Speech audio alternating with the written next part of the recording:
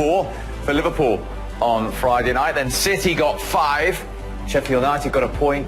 Burnley with a victory. A 0-0 between Palace and Everton. Excellent win for Graham Potter in his first game in charge of Brighton. Spurs came from behind to get their win as well. Earlier today, 0-0 Leicester and Wolves at the King Power. Aubameyang's goal enough to give Arsenal a winning start and Steve Bruce a losing one at St James's Park. And then those 4 goals make Manchester United one of the biggest winners of the weekend. So 1 game in, courtesy of those 5 goals they conceded against the champions West Ham, propping things up. But look at the top. City, United, Liverpool. United might even take that if it was 38 games. But City with the 5 goals to United's 4, the difference after just 1 match of the new season. They had a lot of counters, but again, you know, it's United play very well. They show that they have a lot of potentials. Yeah, 4-1 Liverpool, of course, on Friday night. City got 5 this weekend. Bournemouth and Sheffield United 1 apiece, 3 for Burnley against Southampton without reply. No goals at Palace. Watford, surprised that, beaten at home badly by Brighton. Villa led at Spurs for a long time, lost it 3-1. Today, no goals at Leicester. Well, there was a good goal at Leicester, but VAR ruled it out. If you haven't seen it, we'll show it to you soon. Arsenal, just the 1 at Newcastle. And United 4 without reply against Chelsea. Quick look at the bottom, because most haven't done a lot.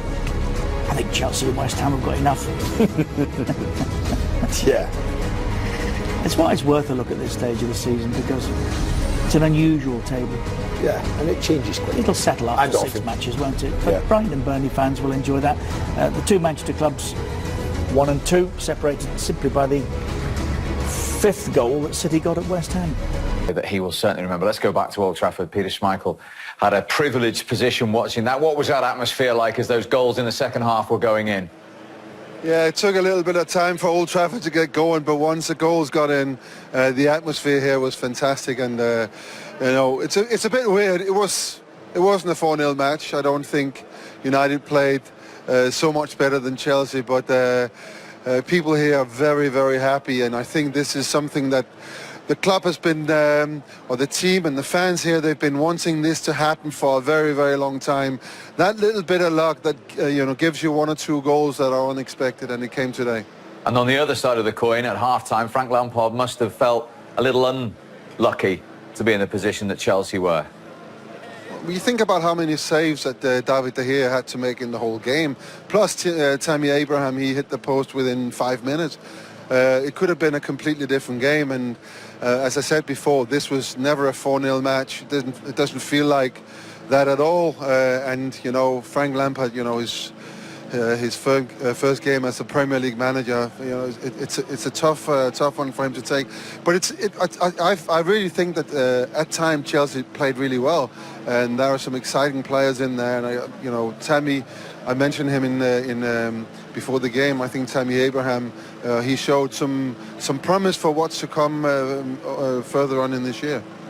Alan, when you look at the way the goals went in the second half, you said you didn't see it coming. They were clinical, they were ruthless, Manchester United, at that point. They were ruthless, yeah, and I think, well, Harry Maguire certainly summed it up very well when he said if they keep the back door shut, then they've got the players on their day to go and hurt. They've got the pace to go and hurt, as they did today, because that from back to front is pretty devastating with Rashford, with Martial, whipping those balls in.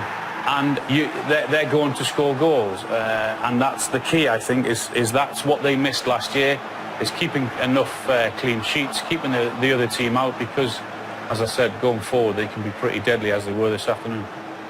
Azpilicueta, yeah, were beaten there, and you felt he was suspect for the next one 95 seconds later. Yeah, we were. Al pointed it out as well. You can see it as a forward. You're expecting someone to, at some stage, you're running down the middle like that, to be engaged. And when you look where Azpilicueta is here, he's totally can see him. He's got to get closer. Doesn't get closer. And the ball from Pogba is unbelievable. That touch there is as good as it gets in respect of total top draw point. I think as well as Chelsea have played today, that would be the big concern for Frank, is the goals that they've conceded.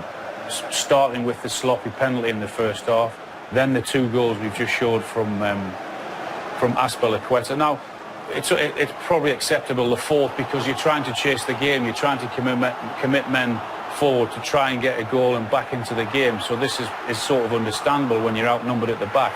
But the first 3 goals will be a huge concern for Frank, I think. And from back to front, and what a moment for Dan James, Paul, from Swansea City to Manchester United on to do this. Yeah, it's a great story for the lad, isn't it? Pogba's second half was a lot better, you'd have to say, like that pass for Rashford's goal, and the pace he's shown there to break. I think fitness was a big thing as well with United. I think last year when Aldi came in, he wasn't happy with the fitness of the lads, and they looked today. In that second half, they were still going strong with, what, 20 minutes to go. Well, that's a very good point, because when we played the interview I did with him before the game, that was a big buzzword of his, wasn't it? Fitness and the levels of consistency. Yeah, and you saw that second half especially. I think they overran him, really, in that second half with Pogba and McTominay. I thought McTominay was good without being outstanding. I just think he did his job nice and quietly, allowed the other players to play. And then the pace of Rashford, Martial, that's what he wants. He wants the energy. I thought Lingard was good as well. And there was a real buzz about him second half, and that fitness and speed was back. We talked about the word belief a lot last season with United. So what would that do to the dressing room to go and beat another top six, well, a team that finished third last season, 4-0? It should give them great confidence. We still say Chelsea, they weren't bad. They had chances in that game as well to score goals, and if they were a little bit more clinical, had a little bit more luck, then we might have been looking at a different story. But from what we've seen today and what we've seen over the weekend, I still think we're talking about one of these teams with Arsenal possibly fighting for fourth place. I don't think anybody's mind would have changed today through that performance. So we'll have to wait and see. Can they get closer to Tottenham? I think that's possible. I thought what United were also better at than Chelsea, particularly the second half, is that killer pass. Yeah. You only got into the final third. I just felt as if Chelsea got into some good positions, but they just delayed that pass. Yeah. And Pedro won it once or twice in that second half, could have picked his head up quicker and played the pass quickly. And United did that far better than Chelsea in the second half and got the rewards. We can go back to Old Trafford now, because I'm delighted to say that Dan James is waiting to speak to us. Thank you very much indeed for joining us, Dan. Have you come down off cloud 9 yet? No, I don't think so. I don't think it's going to settle in for a while. So, what did that feel like? Amazing, really. To make my debut here in front of these fans. I mean, to have the home game as the first game, to play it the first time, and to score a goal really topped it off, really. I think we played really well today. We were clinical. Maybe the game started a bit slow at the start. We took a while to get on, but I think coming on at 3-0 was just trying to get out there and enjoy myself. So, what was that adrenaline rush like when you saw the ball hit the back of the net? I took the touch, and a couple of people say it was a dummy, but maybe it got away from me a bit. I'm glad I didn't hit it first time, because I probably would have blocked it. But for the goal to go in, amazing. Do you know what I mean? Delight, but a lot of emotion for me as well. So, I'll take them all day. Dan, I bet that was how you dreamt it last night. What did the manager say to you when you were entering the field of play? What did he say to you beforehand? He just said, just go out, go and enjoy it. We're 3-0 up, so just go and be what you're doing in pre-season, work hard, and you'll get your opportunities.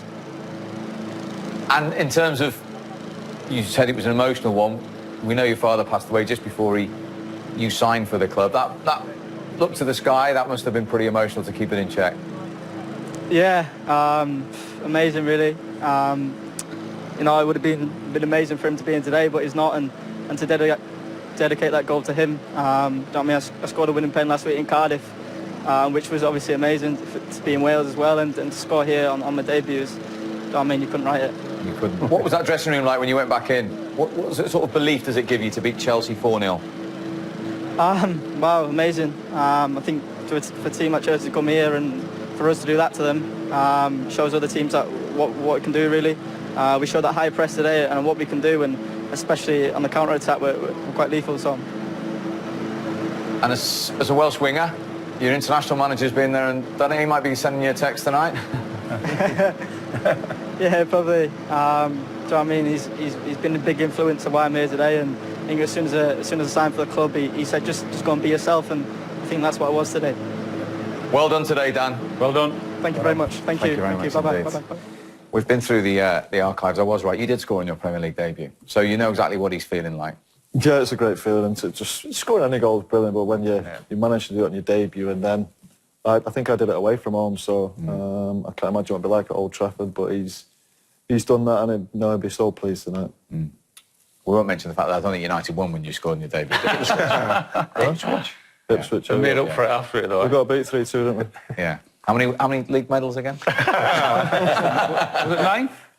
11. Come on.